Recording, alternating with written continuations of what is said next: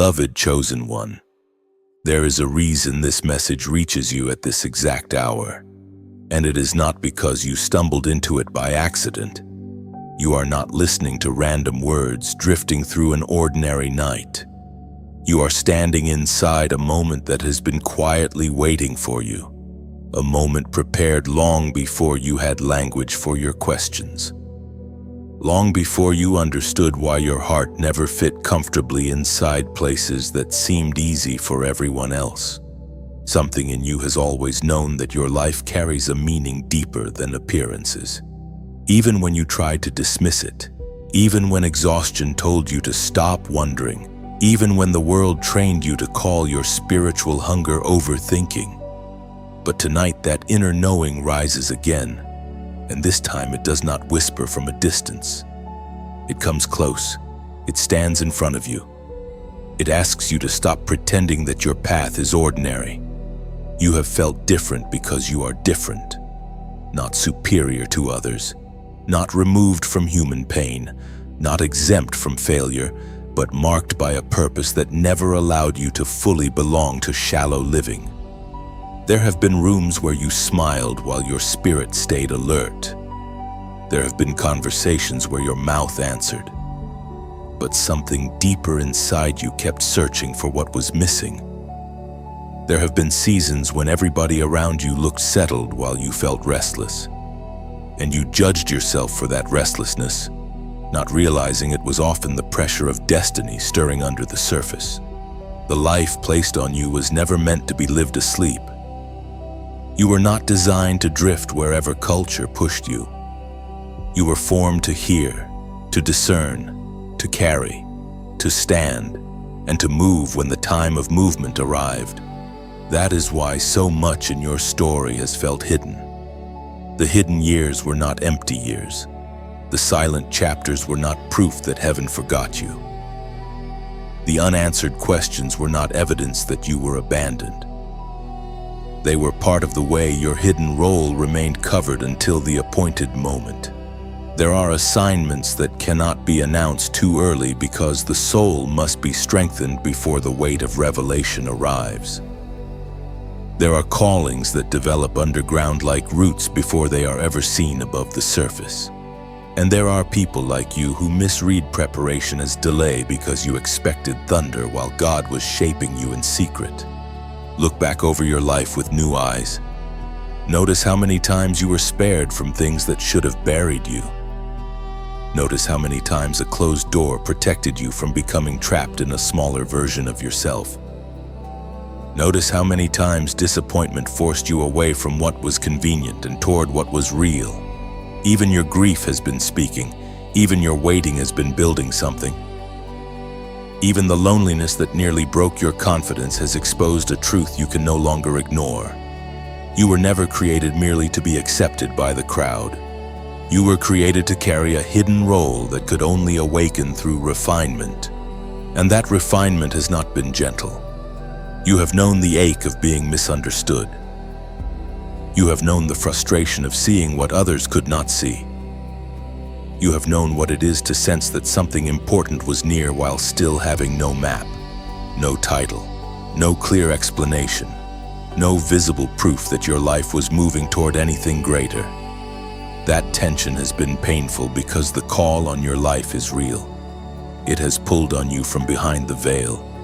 It has interrupted your sleep, unsettled your compromises, and refused to let you become fully comfortable in a life without depth.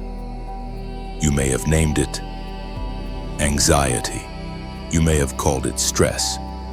You may have thought something was wrong with you because you could not settle for distractions that satisfied everybody else.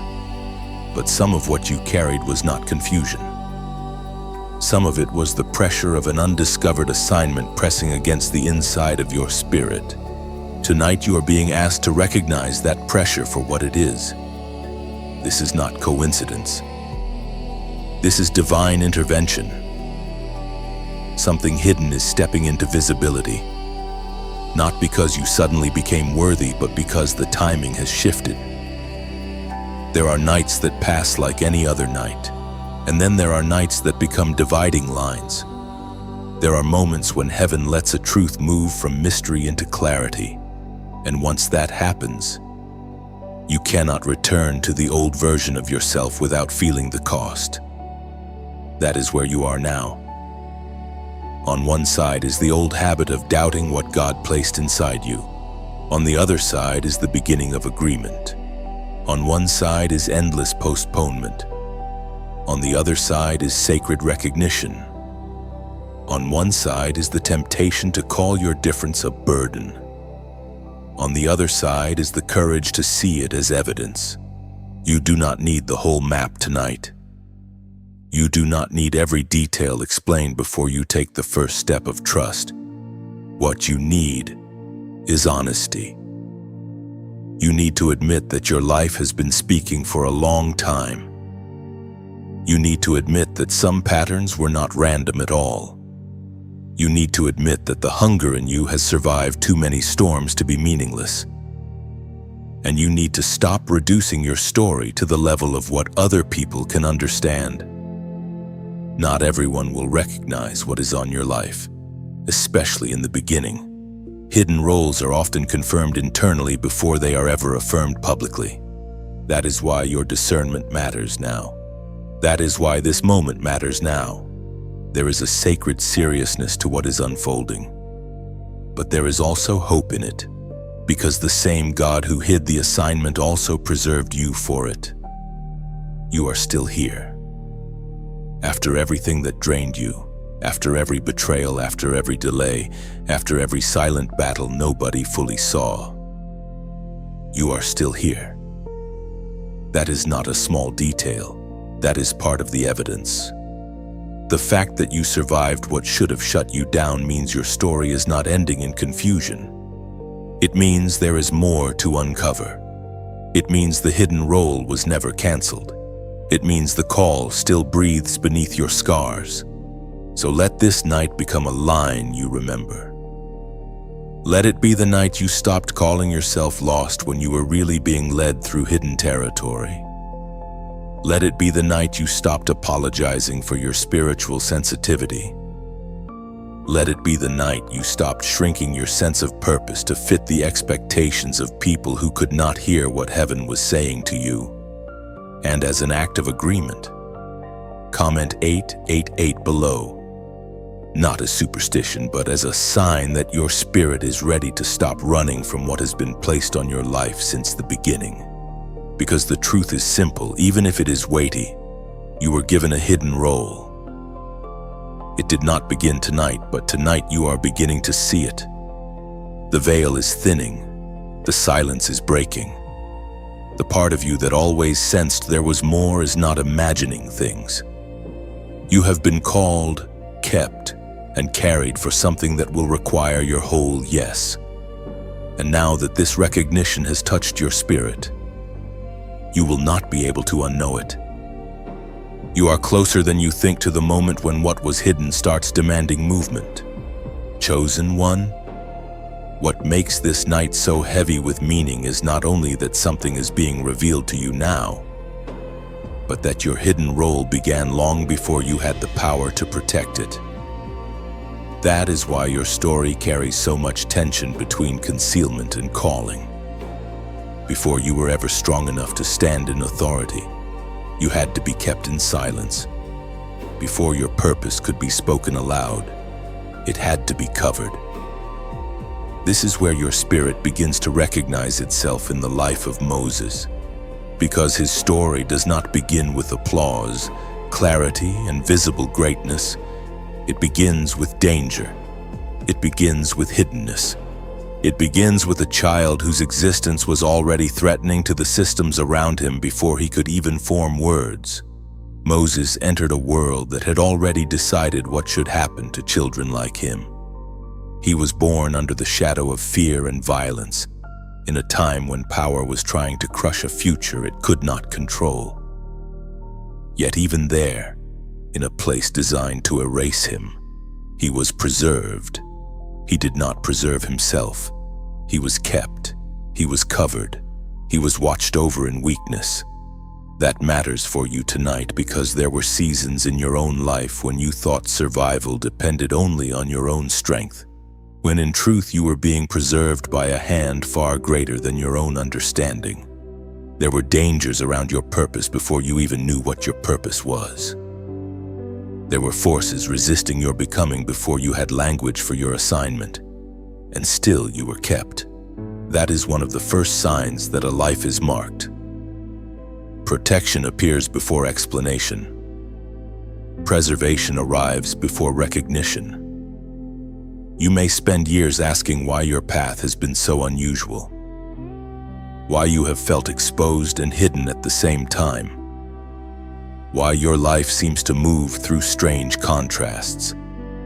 But the answer often begins here. What heaven intends to use deeply, heaven also guards carefully. Moses was hidden because his role was not small. He was concealed because what he carried would one day shake an empire. And if you have known seasons where you felt tucked away, overlooked, delayed, or separated from the ordinary flow of life, you need to consider that hiddenness was not rejection. It may have been protection. There is something sacred about the way a calling develops in secret. The world tends to celebrate what is loud, immediate, and easy to explain, but God often begins with what no one notices. Moses was not born into public honor. He was carried through uncertainty, placed into fragile hands, and moved through waters that could have swallowed him. Yet those same waters became part of the story of his preservation. What looked like vulnerability became the path of survival. That pattern should speak to you. Some of the very conditions that made you feel most fragile also became the place where divine care was most active. Some of the moments when your life looked least secure were the moments when your hidden role was being guarded most intensely. Exodus chapter 2 verse 3 says, "But when she could hide him no longer, she got a papyrus basket for him and coated it with tar and pitch.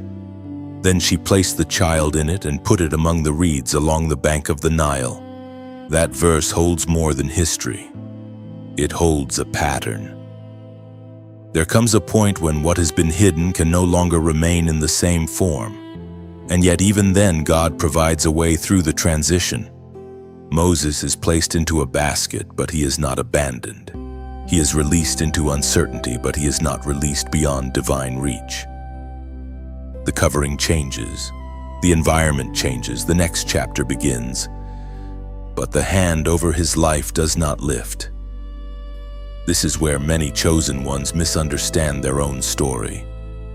They think a change in form means a loss of favor. They think movement means danger without meaning. They think the end of one shelter means they have been forgotten. But Moses shows you otherwise. The place of concealment may change, yet the calling remains intact.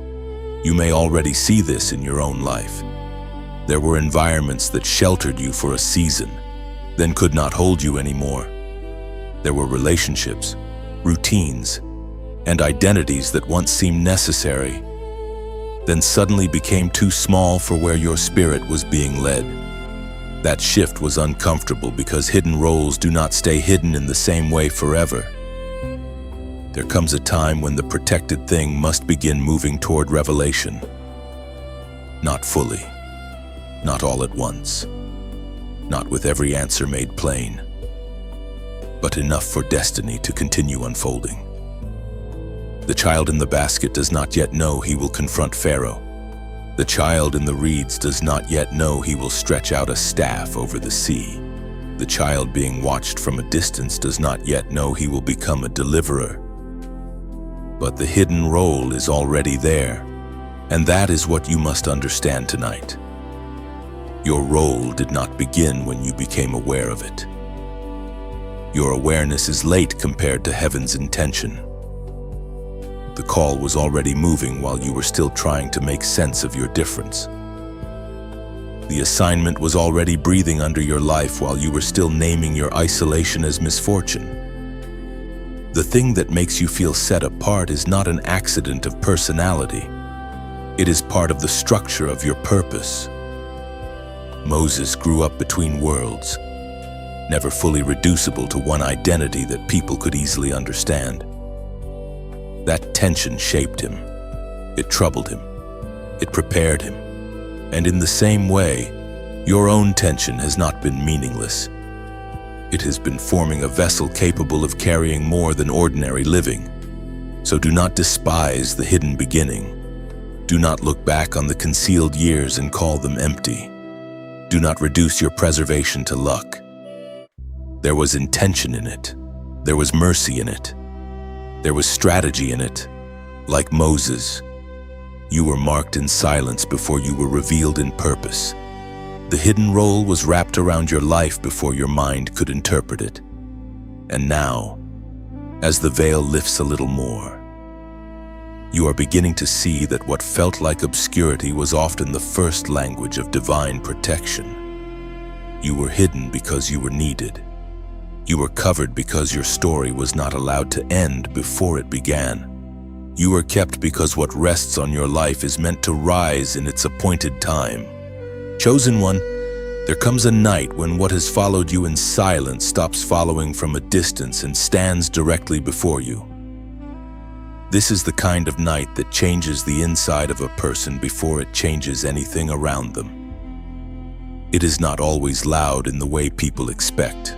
Sometimes there is no visible earthquake, no public announcement, no instant applause, no dramatic sign that everyone else can understand, and yet, in the unseen, everything shifts. The air around your life becomes different. The questions that once haunted you begin to gather around a center. The restlessness that had no name starts to form into recognition. You realize that what you thought was only pressure was also invitation. What you thought was only longing was also summons. This is the moment your hidden role begins to burn in front of you the way fire burned before Moses in the wilderness. Not to destroy him, but to awaken him. Moses had already lived through concealment, survival, and dislocation. He had already known the confusion of carrying a life that did not fit easily into one place. He had already fled into the wilderness, far from the structures that once defined him. By the time he came to that mountain, he was no longer a child hidden in a basket. He was a man shaped by distance, disappointment, memory, and unanswered questions. In that way, his encounter did not come at the beginning of struggle. It came after years that looked ordinary from the outside and unfinished from the inside. That is why this part of his story matters so deeply to you now. Divine activation often arrives after long stretches of quiet formation. It meets you in a place where you may have settled into routine, where you may have stopped expecting anything extraordinary, where you may have learned to live around the ache of a deeper call without fully naming it. Then the fire appears. It is not just a strange sight. It is revelation in visible form. It is the moment heaven interrupts ordinary motion and says, "Look again." Moses sees a bush that burns but is not consumed, and something in him knows he cannot pass by unchanged. He turns aside. That turning matters. Activation is not only about what God reveals. It is also about your willingness to stop, to notice, to draw near when the holy interrupts your schedule.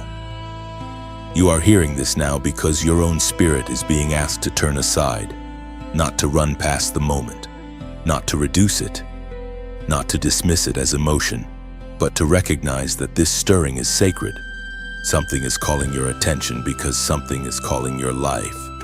Exodus chapter 3 verse 4 says, "When the Lord saw that he had gone over to look, God called to him from within the bush, 'Moses, Moses.'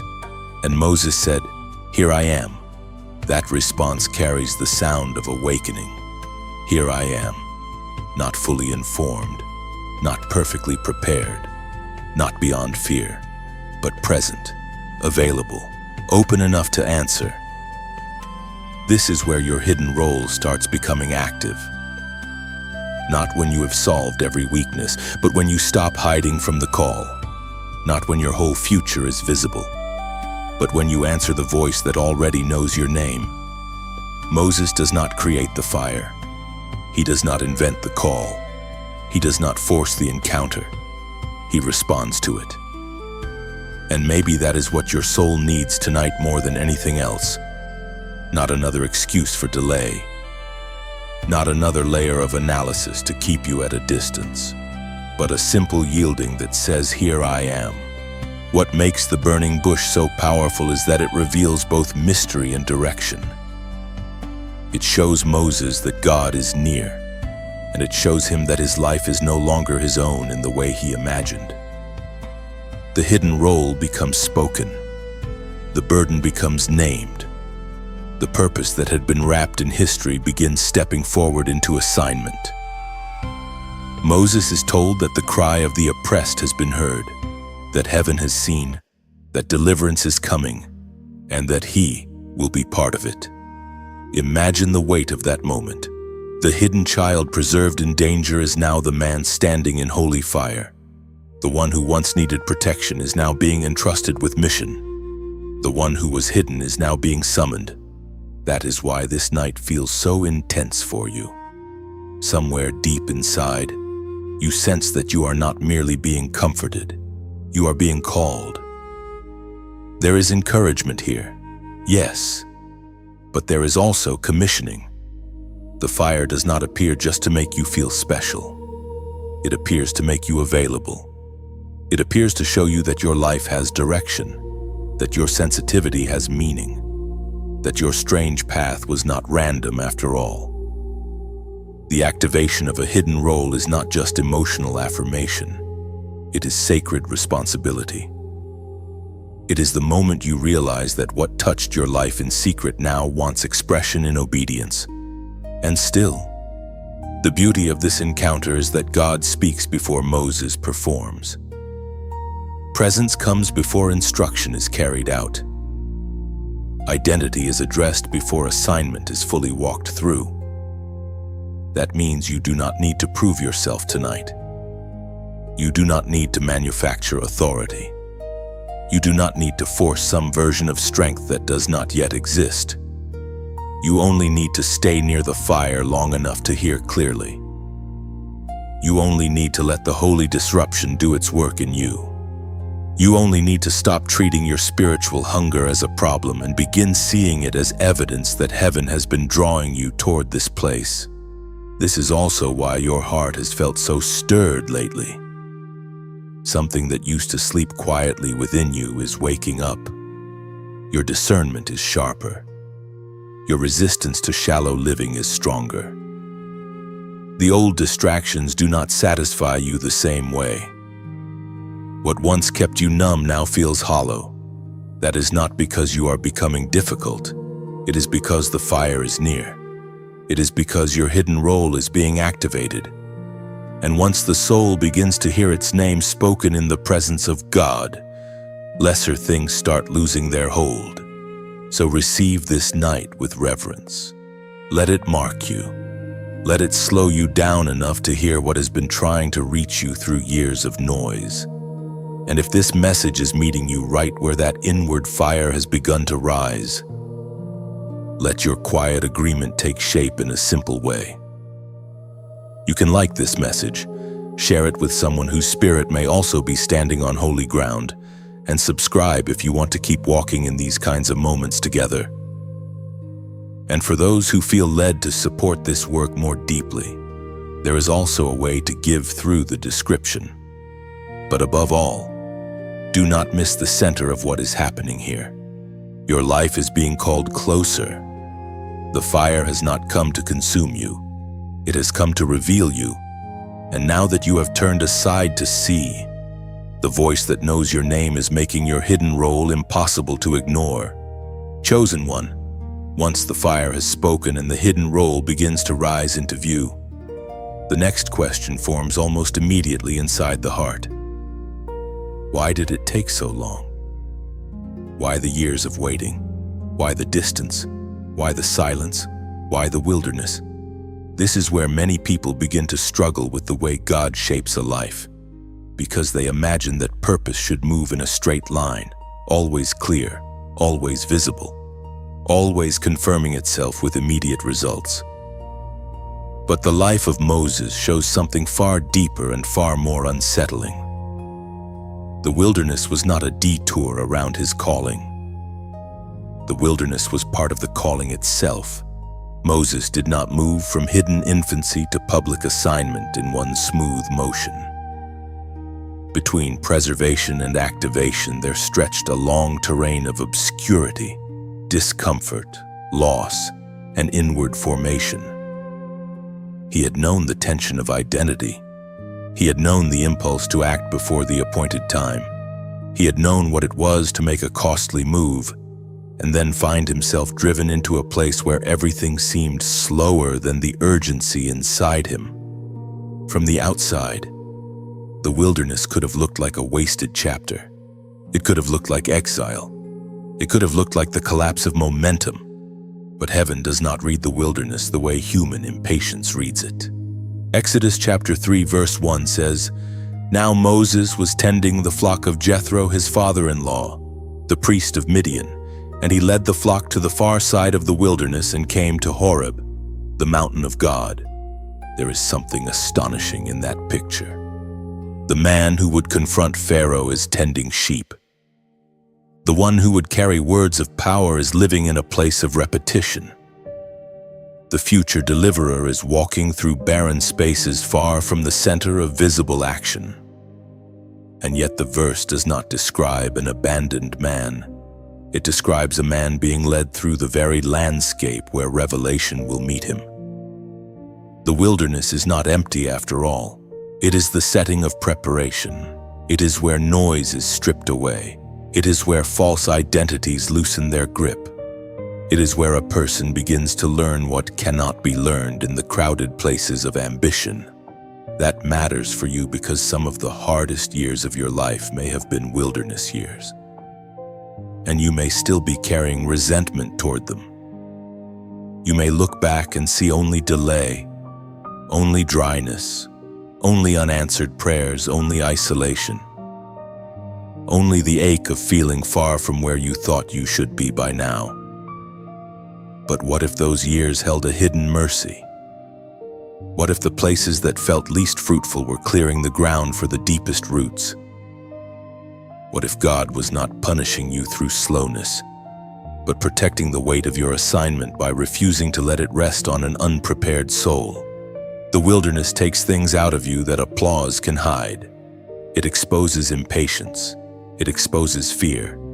It exposes the need to be seen. It exposes the false belief that speed is the same thing as purpose. Moses had to be formed beyond his first impulses. Earlier in his story, he sensed injustice and acted with force, but that early action did not yet carry the mature shape of his calling. Zeal was present, but it had not been refined. Passion was present, but it had not yet learned surrender. The wilderness became the place where strength was reworked. It was where self-confidence could fall away and something steadier could begin to grow. It was where the outer life became simple enough for the inner life to become clear. That process is rarely comfortable. The wilderness often feels like reduction. Things are taken away. Familiar supports vanish.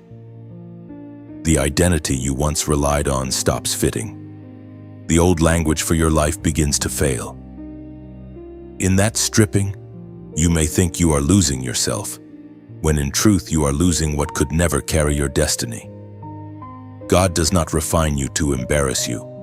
He refines you because what He places on a chosen life must be supported by character strong enough to bear it. Hidden roles are heavy. They cannot rest safely on a soul addicted to instant confirmation. They require endurance. They require listening. They require a kind of inward steadiness that only long surrender can produce. Moses learned this among sheep, in silence, in distance from the palace, in a land that did not look like the center of his future. Day after day, The pace itself was shaping him. Shepherding taught patience. It taught attention. It taught responsibility for lives more vulnerable than his own. It taught him to endure monotony without losing presence. None of that looked dramatic. None of it looked like the front edge of history. And yet when the hour of activation came, those hidden disciplines were already inside him. The wilderness had been training capacities he would later need in ways he could not yet recognize. You have likely lived through something similar. There were seasons when your life narrowed. Seasons when progress seemed invisible. Seasons when all you could do was keep showing up, keep walking, keep tending what had been placed in your hands. Keep trusting without spectacle. You may have judged yourself during those times. You may have thought everyone else was moving ahead while you were stuck in some strange spiritual weather that would never break. But perhaps you were being taught how to carry quiet authority. Perhaps you were learning how to hear without crowds. Perhaps your patience was being stretched because the people you will one day influence cannot be led by someone ruled by panic. This is why you must not despise what felt barren. The wilderness often becomes the place where your ears are trained to recognize the voice of God apart from all substitutes. In the crowded places, many voices speak at once. In the wilderness, the voice that matters becomes unmistakable. The soul learns hunger there. It learns dependence there. It learns that identity cannot be sustained by image alone. And once that lesson enters you deeply, your role stops being fantasy and starts becoming substance.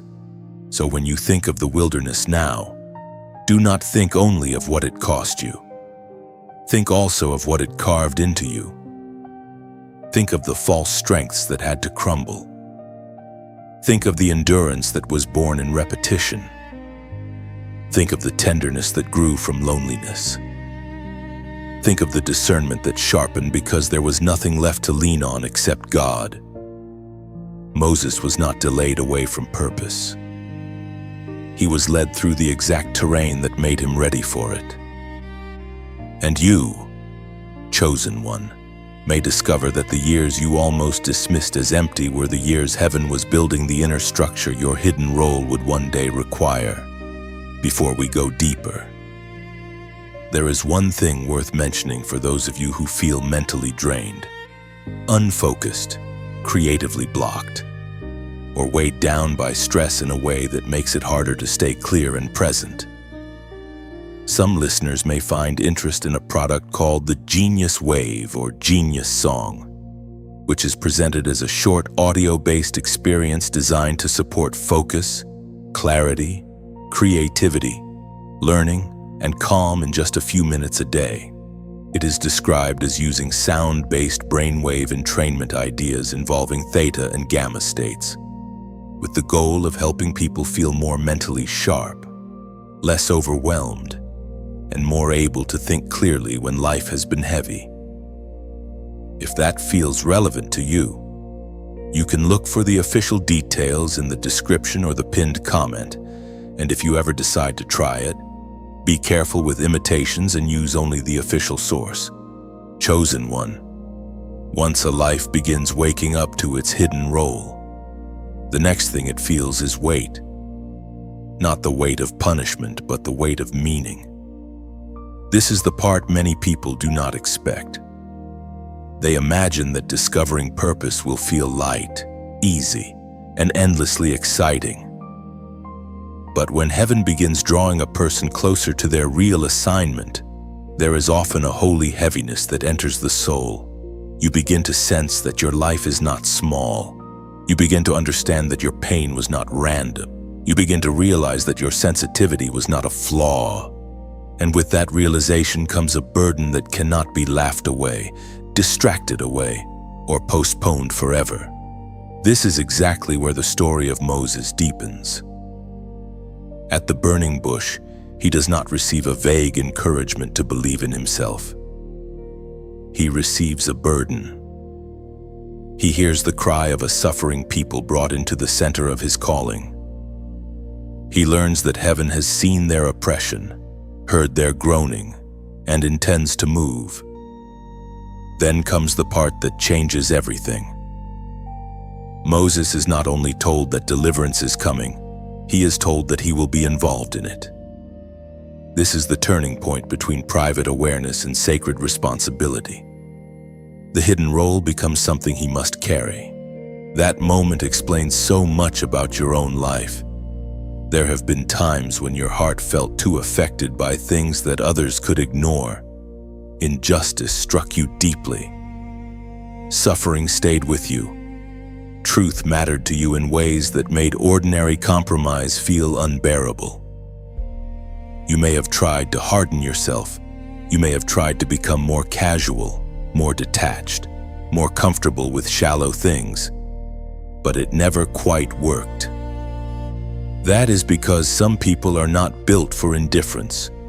Some souls are formed to carry a burden that will not let them sleep through the condition of the world around them. Moses was one of those souls, and perhaps you are too. The burden God places on a chosen life is not there to crush it. It is there to reveal what that life was built to hold. Moses had spent years in hiddenness, then years in wilderness, and now the purpose of that shaping begins to show itself. He is being prepared to stand between oppression and freedom, between bondage and breakthrough, between the cry of the people and the power of God. That is no small place to stand. It requires more than emotion. It requires endurance. It requires compassion that does not collapse under pressure. It requires strength that is willing to be misunderstood. It requires obedience that does not depend on comfort. Exodus chapter 3 verse 10 says, "So now, go. I am sending you to Pharaoh to bring my people the Israelites out of Egypt." There it is. The burden becomes personal. I am sending you, not someone stronger in his own eyes, not someone more polished, not someone with a simpler history. Moses, the preserved child, the wilderness-shaped man, the hesitant servant, he is the one being sent. This matters because one of the most difficult truths for a chosen person to accept is that the assignment is not abstract. It is not for someone else to fulfill while you merely admire it from a distance. At some point, the call narrows until it reaches your own name. It says you, it says go, it says carry this. That is why your life has felt so stretching. You have not only been surviving, you have been building capacity. Capacity to remain steady when others panic. Capacity to care without giving up. Capacity to hear God when the path ahead is still unclear. Capacity to stand in tension without running back to numbness. The burden you feel now is connected to the person you are becoming. God does not entrust heavy assignments to fragile foundations. He deepens the inner structure first. He teaches you to endure hidden seasons first. He lets your heart be broken open in the places where compassion is born. Then when the burden arrives, it does not come to destroy you. It comes to call forth what has already been formed in secret. Moses did not yet know every step of the journey. He did not know every resistance, every complaint, every miracle, every delay, every test. But the burden itself was enough to begin with. He knew this much. God had seen, God had heard. God was moving, and somehow his life was tied to that movement. That is often how purpose first becomes clear, not by full explanation, but by unmistakable weight. You know that something matters. You know that you cannot remain who you were. You know that your life must answer something bigger than comfort. So do not be afraid of the burden if it has found you. Do not misread it as proof that you are too serious, too intense, too affected, or too different. The burden may be the evidence that your hidden role is no longer staying hidden. It may be the sign that God trusts you with a piece of what breaks his heart and a piece of what he intends to heal. Moses was not called because he was untouched by pain. He was called because his life had been forged in ways that could carry the assignment before him. And now that same truth presses toward you. The weight you feel is not there by accident. The sorrow, the discernment, the unrest, the refusal to stay asleep, all of it may be preparing you to hold something holy. You were not built only to avoid darkness. You were built to stand in places where deliverance is needed. Like Moses, you are discovering that your hidden role is not a decoration. It is a calling with substance. It asks for your strength, your surrender, your courage, and your yes. And the reason the burden feels so real is because deep down your spirit knows this. You were built to carry more than you once imagined. Chosen one, the closer you move toward your hidden role, the more clearly you begin to see that not everything resisting you came from ordinary difficulty. Some resistance was deeper than inconvenience. Some pressure was not random. Some confusion was not merely emotional weather. There are seasons when a chosen life begins to wake up, and almost immediately the forces around that life begin pushing back. Not because your calling is false, but because it is real. Not because you imagined your assignment, but because your awakening threatens everything that benefited from your silence. This is the part many people misunderstand.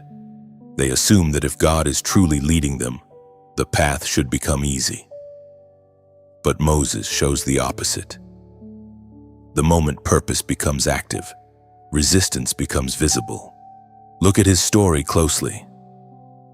After the fire, after the voice, after the burden, Moses does not walk into instant confidence and universal agreement.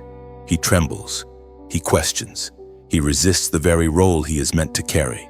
He speaks back from his insecurity. He measures the call against his own weakness.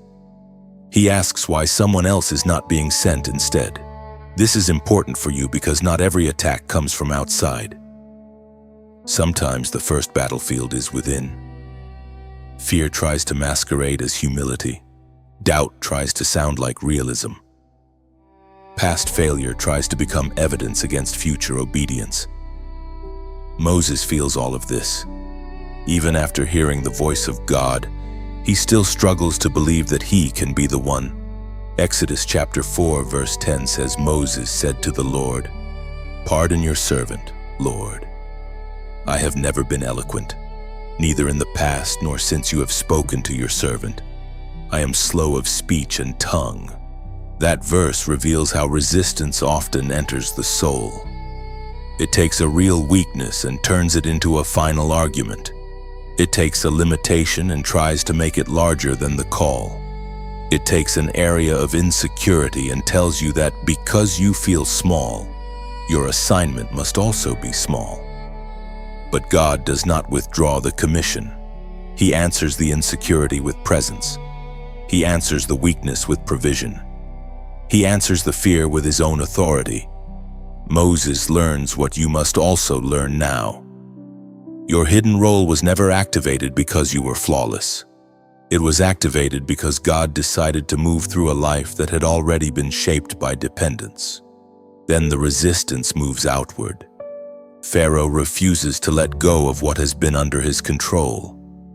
The very act of obedience seems at first to make conditions worse. Pressure increases. Burdens grow heavier. People begin to complain. The one who was sent to bring deliverance now looks for a moment like the reason suffering intensified. Can you imagine how deeply that must have shaken Moses? He obeyed, and the backlash came fast. He stepped forward and opposition hardened. He spoke what God told him to speak, and yet the system did not bow immediately. This is one of the most painful tests for a chosen person. You do the hard thing. You finally stop hiding. You answer the call, and instead of quick relief, you meet conflict. That kind of resistance can tempt you to retreat. It can whisper that you misunderstood everything. It can make you want to return to the quiet place where nobody expected much from you. But this is where hidden roles either deepen or collapse. Moses could not interpret resistance as proof that God was absent. He had to learn that opposition often reveals the significance of what is being challenged. Pharaoh resisted because bondage never releases its grip without confrontation. Darkness does not surrender simply because light arrives. There is struggle because there is something worth fighting over. And still, the external resistance was not the only strain. Moses also carried the resistance of people. The very ones he was called to lead often doubted, complained, feared, and spoke from the mentality of captivity. This part of the story matters because many chosen ones imagine that once they step into purpose, everyone around them will recognize it and support it. But that is rarely how it happens. Sometimes the people nearest to the miracle are the slowest to trust it. Sometimes the people you are called to help project their fear onto you. Sometimes the burden of leadership is not only confronting darkness out there, but enduring misunderstanding close by. What does all this mean for you tonight? It means you need to stop measuring your calling by the amount of resistance surrounding it. The pressure does not always mean stop. Sometimes it means stand. Sometimes it means the old order knows it is being challenged. Sometimes it means the sleeping parts of your life are being shaken awake. Sometimes it means your obedience has reached the point where it can no longer stay unnoticed by what profited from your passivity. That does not mean every obstacle is holy. It does mean you must become more discerning. You must learn the difference between a closed door and a contested one. Moses did not walk an uncontested road. He walked a commanded road. This is why your past months or years may have felt strangely intense. The closer you came to clarity, the more distraction tried to pull you away. The more your discernment sharpened, the more noise surrounded you, the more your spirit longed for truth, the more counterfeit comforts presented themselves.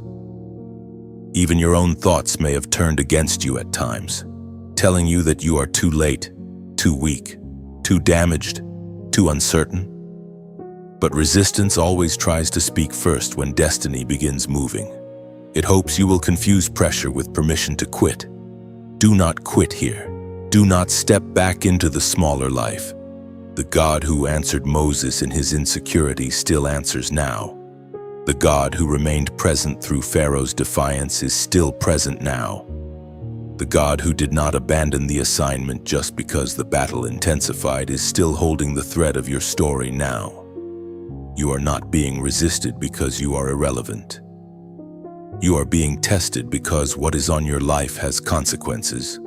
So let this be the moment you become steadier inside the storm. Let this message strengthen what fear has been trying to weaken. And if this word is helping you stay anchored, you can gently support its reach by liking, sharing, and subscribing so more people who are fighting silent battles can hear it too. For those who want to support more deeply, there is also a way to give in the description. But above all, remember this: resistance is not the end of your awakening. It is often the evidence that your awakening has begun to matter.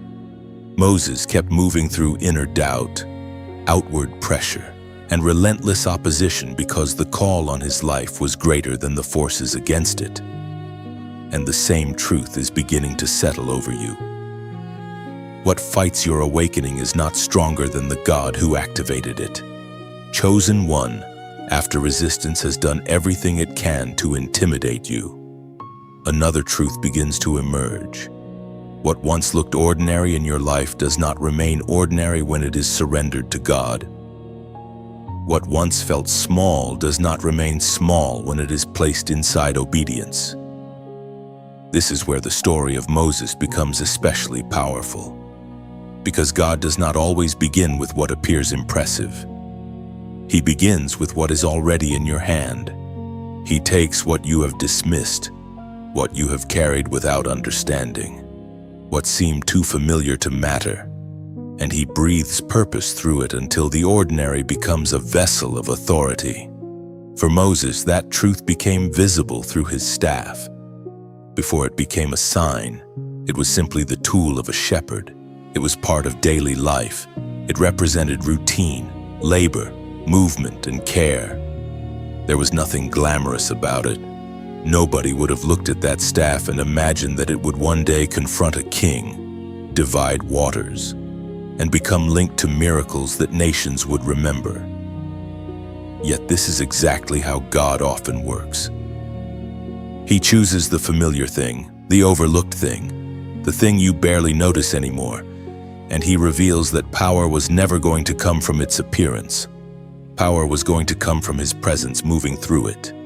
Exodus chapter 4 verse 2 says, "Then the Lord said to him, 'What is that in your hand?'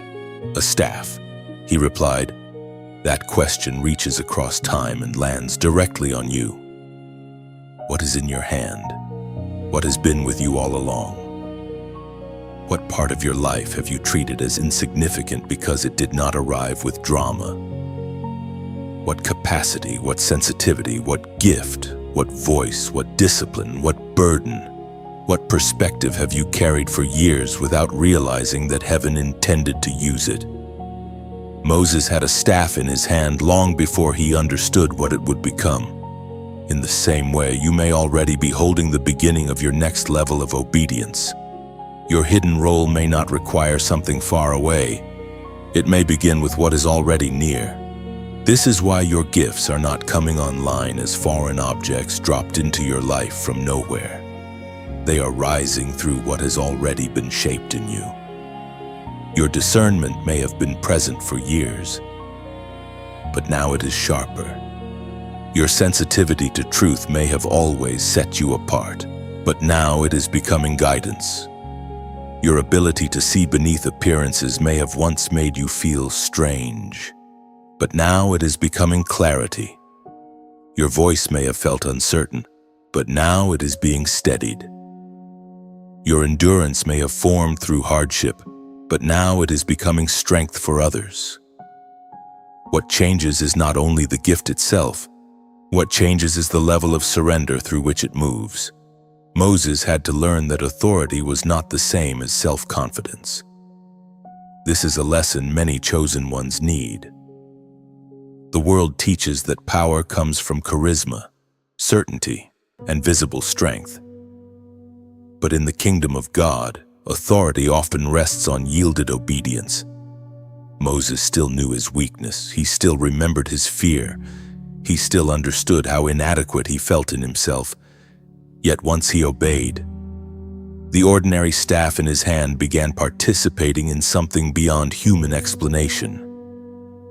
The point was never that the staff was magical. The point was that obedience turned an ordinary object into a sign that heaven was at work.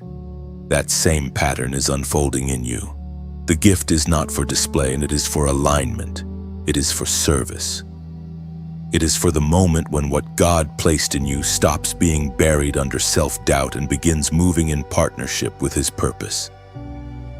This is why your life has felt so uncomfortable whenever you try to shrink yourself back into numbness. The gift within you has been pressing against every place of compromise. It has been asking to breathe. It has been waiting for agreement. It has been waiting for the day when you stop calling yourself too little and start offering what you have. There is also a deep tenderness in the way God works with Moses here. He does not simply command and walk away. He teaches he demonstrates, he reassures. He meets Moses in the exact place of his hesitation and shows him that divine power can move through human limitation. This matters because you may still be tempted to disqualify yourself. You may still feel that your voice trembles too much, that your past is too complicated, that your wounds are too visible, that your personality is too different from what people expect. But Moses stands before you as living proof that God's choice is not canceled by your weakness. In fact, your weakness can become one of the places where His faithfulness is seen most clearly. As your gifts come online, you may notice that your inner life changes first. You begin to sense things more clearly. You start recognizing patterns sooner. You feel a growing refusal to speak against what God has shown you. You become more alert to what drains your spirit and more drawn to what strengthens it. Then outward changes follow. Your words carry more weight.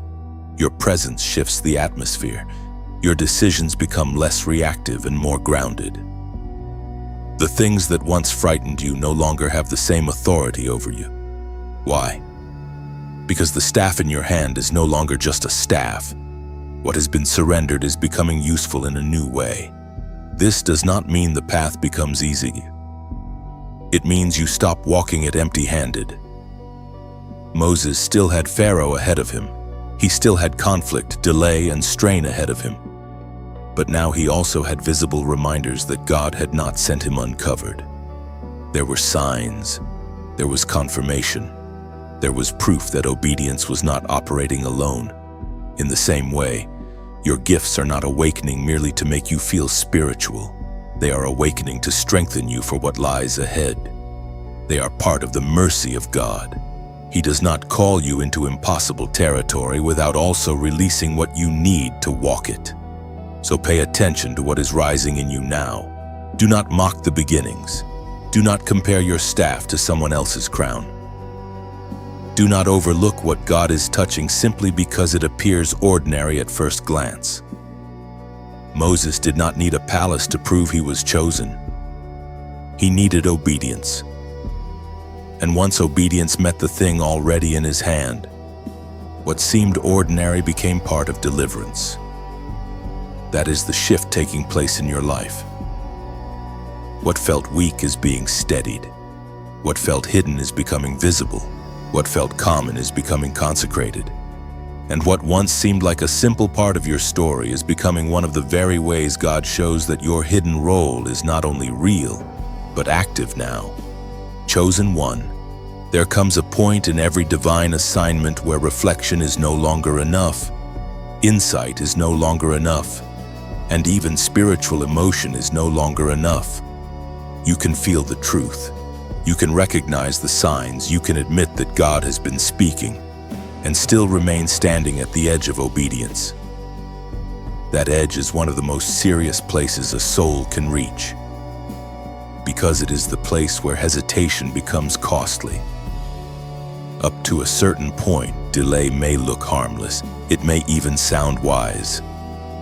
You tell yourself that you are waiting for more confirmation, more strength, more peace, more clarity, more ideal conditions.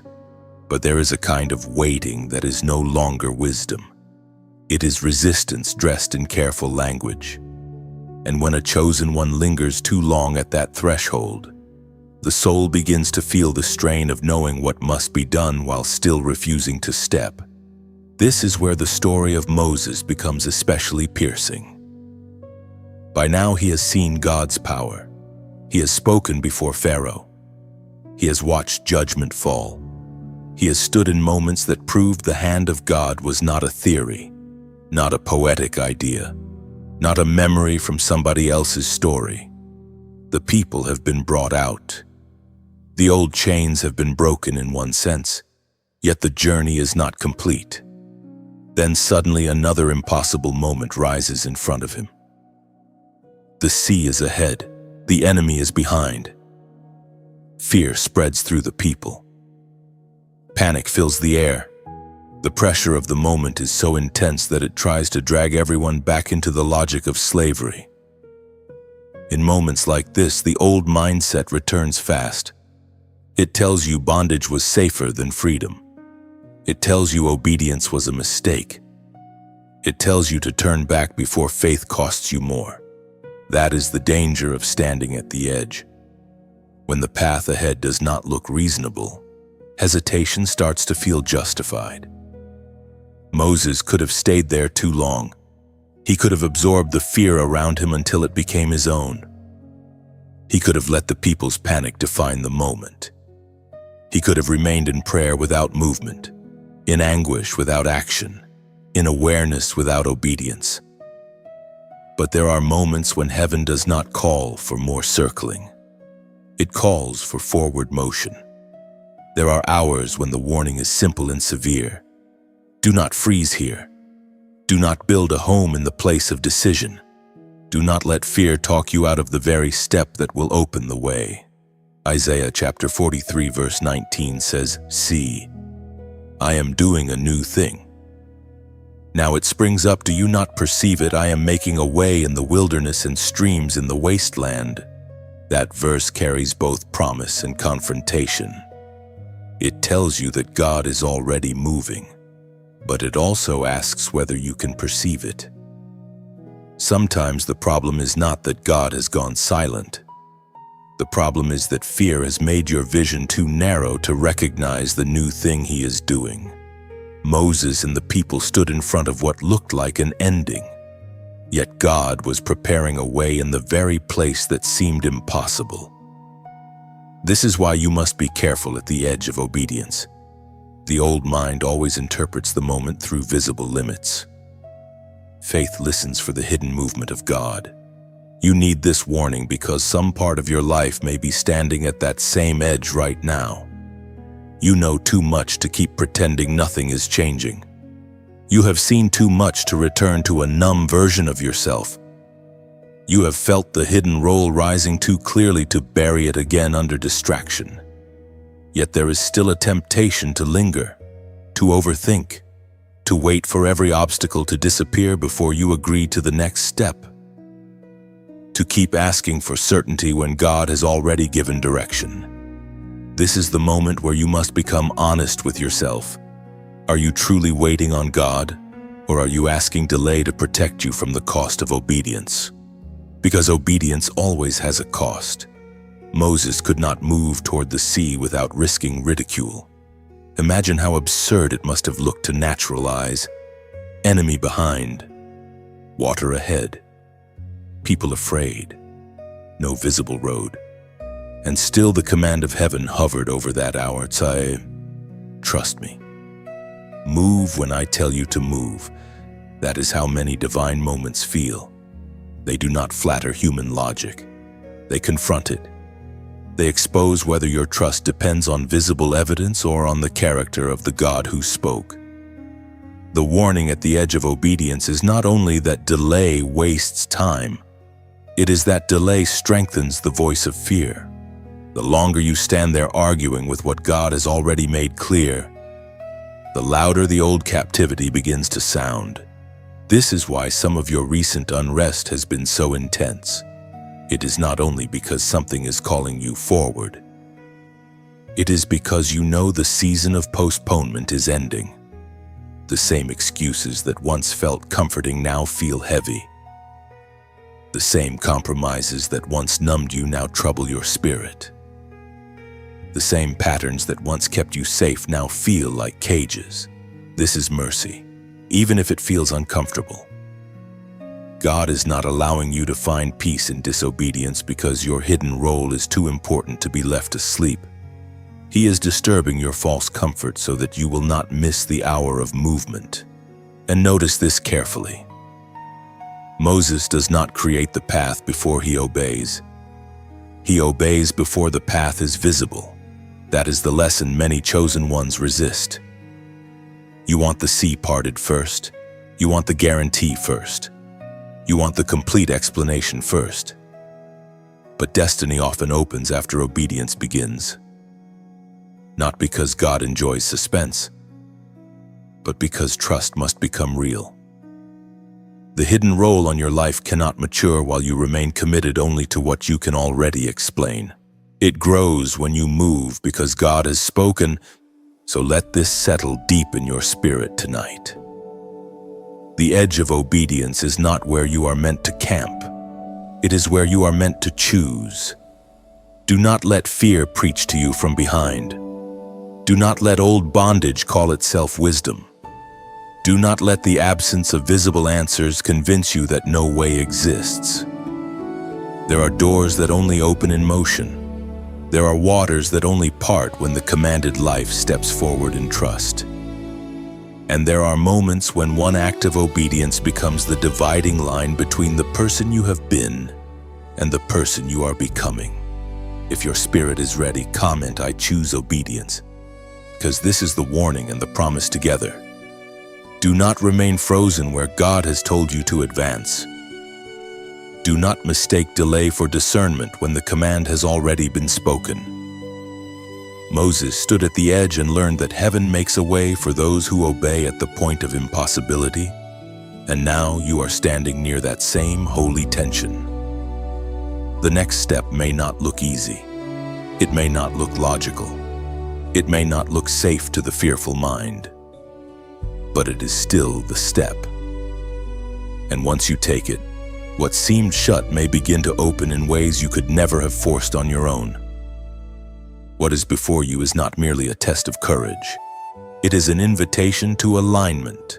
And the God who makes a way in wilderness places and streams in wasteland places is fully able to lead you through this moment into the next chapter of your calling. Chosen one, there is a moment after the warning, after the hesitation, after the long inner struggle, when obedience finally becomes movement and movement becomes a miracle.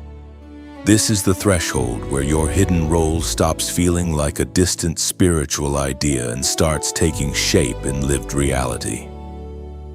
Up until this point, much of your journey has unfolded through signs, burdens, resistance, and preparation. But now the question becomes whether you will walk where no natural path seems to exist. This is why the story of Moses reaches such a powerful turning point at the sea. Because the sea is not only a place in his history, it is a picture of the kind of moment every chosen life must eventually face. The place where what stands before you is too large for your strength, too wide for your strategy, and too impossible for your understanding, yet still becomes the very place where God reveals what alignment truly looks like. Moses stands there with the people he has been called to lead. Behind them is the memory of bondage, now taking visible form again through the approach of Pharaoh's forces. Ahead of them is water, unyielding, deep, and humanly impassable. Around them is fear. The people are overwhelmed. Their words are shaped by panic. Their minds rush back towards slavery because captivity always tries to make itself look safer than faith when pressure rises. This is important because the greatest battles in sacred transitions are not always fought first in the environment. They are fought in perception. If the enemy cannot physically drag you backward, fear will try to persuade you to return on your own. If bondage cannot legally keep you, it will try to remain in your imagination. Moses had to stand in that atmosphere and refuse to let panic become prophecy. That is part of your calling now as well. When God begins opening impossible waters before you, the first thing that must change is not always the obstacle. Sometimes the first thing that must change is the agreement inside you. Will you agree with fear? Or will you agree with the God who called you out? Will you interpret the pressure as evidence of defeat? Or will you understand that impossible terrain is often where divine authority becomes visible? Moses had reached the place where the hidden role on his life could no longer remain internal. He had to stand in front of what no man could solve and become aligned with what only God could do. Exodus chapter 14 verse 21 says, "Then Moses stretched out his hand over the sea. And all that night the Lord drove the sea back with a strong east wind and turned it into dry land." The waters were divided. Notice the order. Moses stretches out his hand, and the Lord drives the sea back. Human obedience and divine power meet in the same moment. But they are not the same thing. Moses does not part the sea by his own strength. God does. Yet Moses still has a role. He must stretch out the hand. He must stand where he has been told to stand. He must act in line with the command even while the obstacle still towers in front of him. This is what stepping fully into divine authority looks like. It is not arrogance. It is not pretending to control outcomes. It is alignment. It is doing what God says with the confidence that what God commands God also sustains. This is the lesson your spirit has been moving toward from the beginning. Your hidden role was never meant to leave you trapped in endless reflection. It was meant to bring you into cooperation with heaven. That cooperation may look small in the eyes of others. A hand lifted, a step taken, a word spoken, a door entered, a compromise abandoned, a habit broken, a truth finally accepted. But in the unseen realm, those acts matter because they mark the moment when your life stops negotiating with fear and starts walking in agreement with God. The path through impossible waters is never comfortable at first. Even after the sea parts, the people still have to walk through with walls of water on either side. The miracle does not remove the need for trust. It creates a new kind of trust. The path exists, but it still looks astonishing. The way is open, but it still requires movement. This speaks directly to the season you are entering. Some chosen ones imagine that once God opens the way, all trembling will vanish. But often the road of deliverance still feels overwhelming while you are on it. Moses had to lead people through a miracle that was real and still unsettling.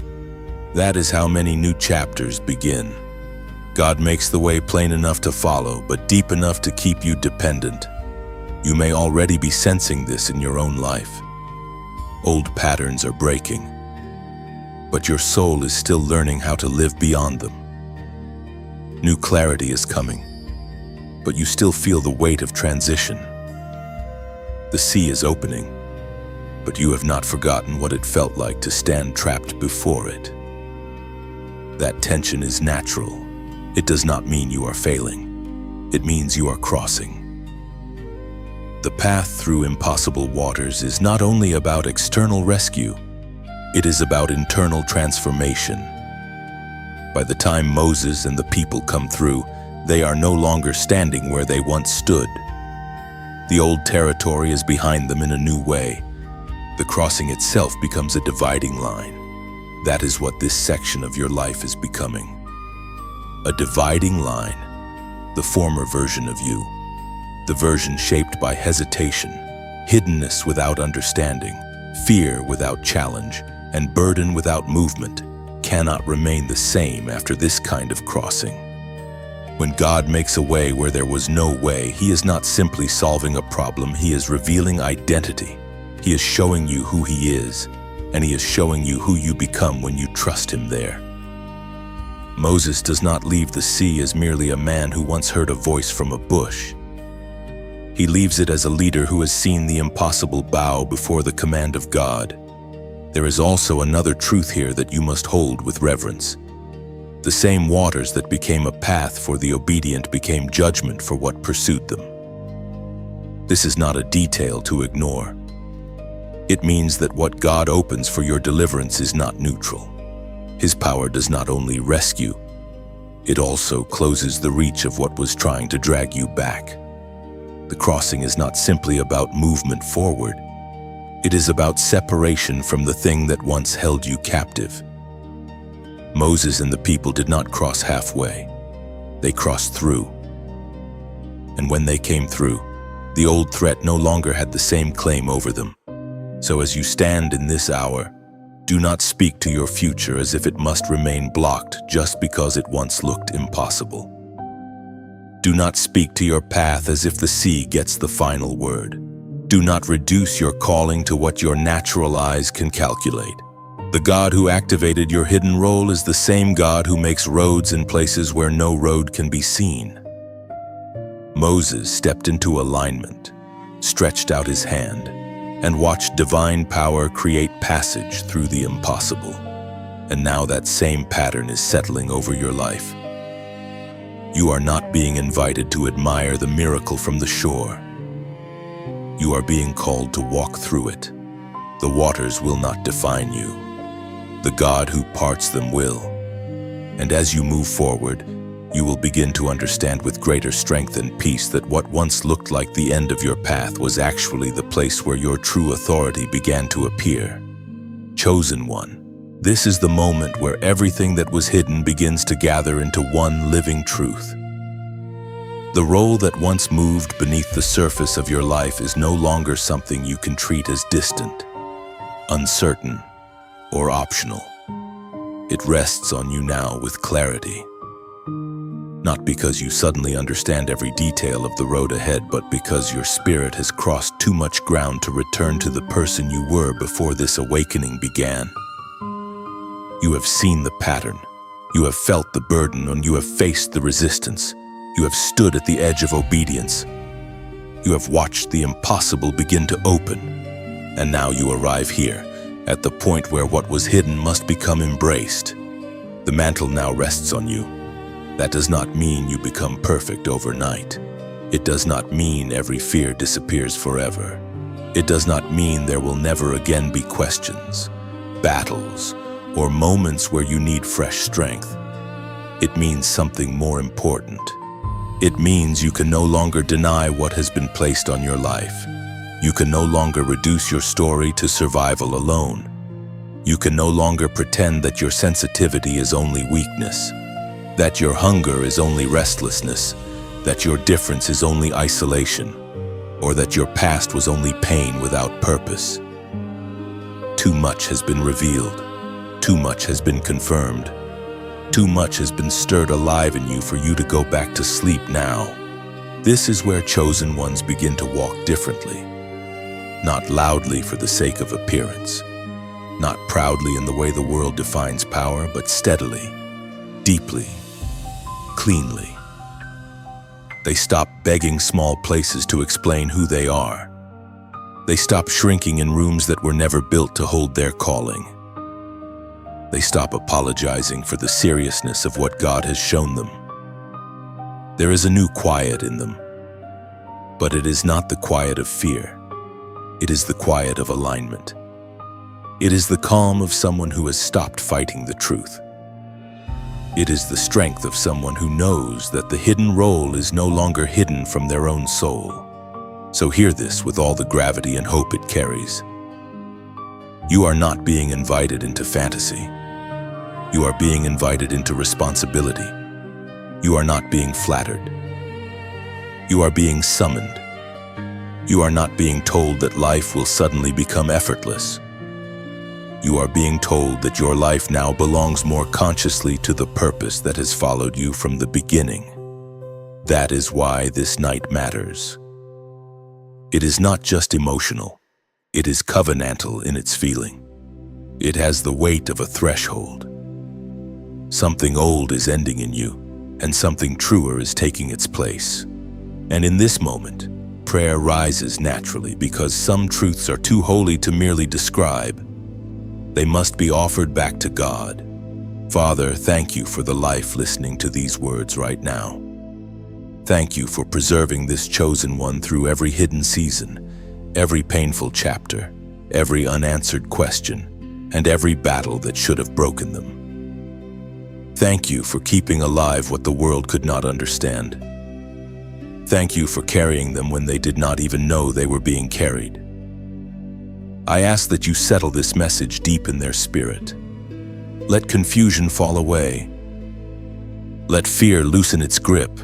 Let every false voice that has tried to name them more loudly than you be silenced. Give them peace where there has been torment. Give them clarity where there has been fog. Give them courage where hesitation has lived too long. Strengthen their inner life. Heal the wounded places. Restore what exhaustion has drained, and let the role you placed on them stand up fully in the light of your presence. Lead them with wisdom. Guard them from deception. Protect them from counterfeit paths. Teach them obedience that is rooted in love, not panic, and let their life become a vessel of truth, freedom, and holy endurance. In your mercy, keep them steady. In your goodness, keep them near. In your power, bring to completion what you have awakened tonight. Chosen one, receive that prayer not as a closing ritual, but as a sealing. Let it settle over your mind. Let it rest on your heart. Let it become the atmosphere you carry out of this moment. You do not need to force your future. You do not need to perform your destiny. You do not need to prove anything to people who cannot discern what God is doing. Your task is simpler and deeper. Remain aligned, remain awake, remain willing, remain honest, remain near to the voice that called you out of hiding. The mantle does not rest on you so that you can become self-important. It rests on you so that you can become available. There will be days ahead when you remember this night with unusual clarity. Days when pressure returns and you will need to remember that the role was real. Days when old thoughts try to revisit you and you will need to remember that you have already crossed a line inside your spirit. Days when the path is demanding and you will need to remember that you were not activated for comfort alone. You were activated for purpose. And purpose, when embraced, has a way of changing not only what you do but how you carry yourself in the unseen hours when nobody is watching. So move forward with a different posture now. Let your prayers deepen. Let your choices become cleaner. Let your attention become more guarded. Let your peace become less dependent on outward approval. Let your spirit become more disciplined in what it receives and what it rejects. The mantle now rests on you, and that means your life matters in ways you may still be discovering. The hidden role is active. The call is living. The next chapter is no longer waiting for a someday version of you. It begins with the willing version of you that says yes today.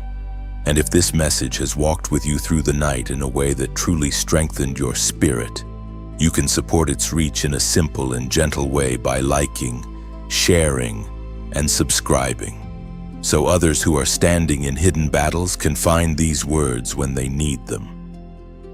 And for those who feel led to support more deeply, there is also a way to give through the description. But more than anything, carry the heart of this message with you.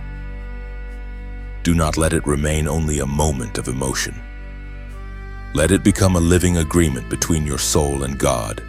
Now, as this message comes to rest, let yourself breathe. Let yourself receive. Let yourself understand that what was activated tonight did not come to frighten you. It came to awaken you. It came to call you into agreement with what heaven has been building in secret. Your best days will not be defined by ease, but by alignment. Your strength will not come from pretending you are never weak, but from staying surrendered where God is strong. Your future will not be written by the limitations of your past, but by the faithfulness of the one who preserved you for this hour. So go forward in peace. Go forward in clarity. Go forward in holy seriousness and holy hope. The hidden role is no longer hidden. The mantle now rests on you, and what was activated tonight will continue unfolding from this moment forward until the life you once struggled to understand becomes a testimony that God was guiding you all along. Let this final truth remain with you as you step into whatever comes next. You were never forgotten. You were never random. You were never overlooked by heaven. Even in the silence, you were being formed. Even in the wilderness, you were being prepared. Even in the resistance, you were being strengthened. Even at the edge of impossibility, you were being led. And now the path before you may still require courage, but it is no longer empty of meaning. You know enough now to walk with trust. You know enough now to guard what has been awakened. You know enough now to stop calling your life ordinary. What has begun in you tonight is meant to keep unfolding with every faithful step, every honest prayer, every act of obedience, and every moment you choose alignment over fear. The story does not end here. It opens here.